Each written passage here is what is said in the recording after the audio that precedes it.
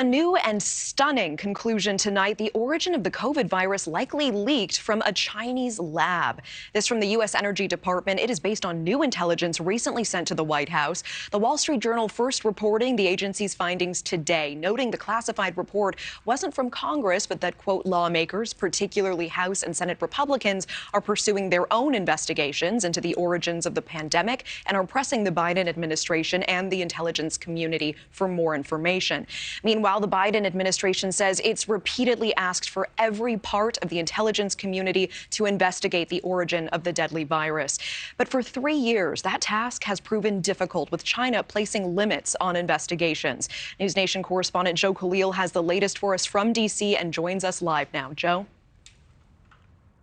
Natasha, this is a major deal, especially if the reporting from the Wall Street Journal pans out, because you consider this, there are about half a dozen agencies right now investigating the origins of COVID, and so far almost none of them have come to this decisive conclusion. So it is a big deal, but we talked to our sources around the intelligence community today.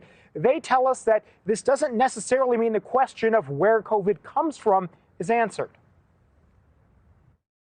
The Department of Energy now believes the most likely explanation for the origins of COVID is that it leaked from a Chinese lab, not that it occurred naturally.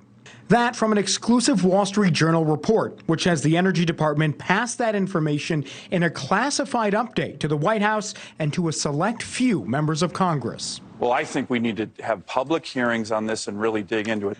Alaska Senator Dan Sullivan says if it's proven that COVID spread because of a lab accident in Wuhan, China needs to be held accountable. A lot of evidence that it's coming from the Chinese, and when other countries even raise it, like Australia, the Chinese use their coercive economic activities to shut people up.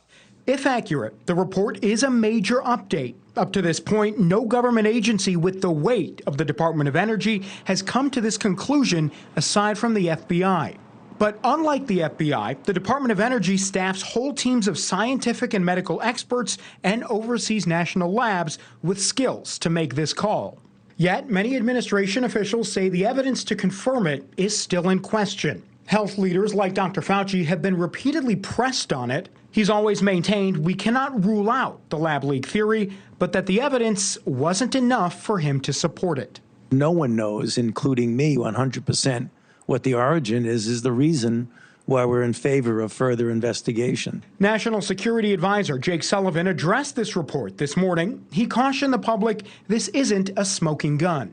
President Biden has directed repeatedly every element of our intelligence community to put effort and resources behind getting to the bottom of this question. But right now, there is not a definitive answer that has emerged from the intelligence community on this question.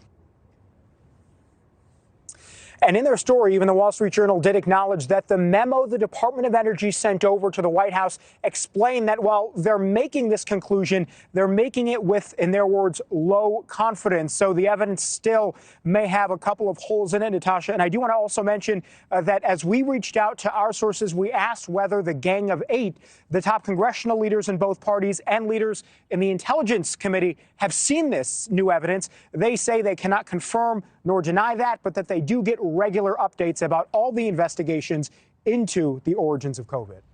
And Joe, one might expect that we would have better information at this point, 3 years beyond the beginning of the pandemic now. Why is it so hard to get an answer to this question?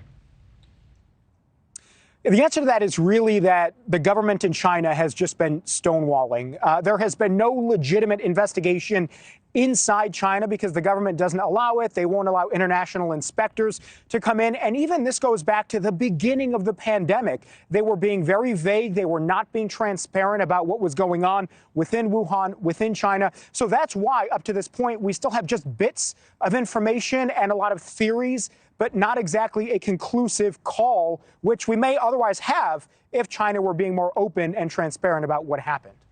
All right, Joe Khalil live for us in D.C. tonight. Thank you so much.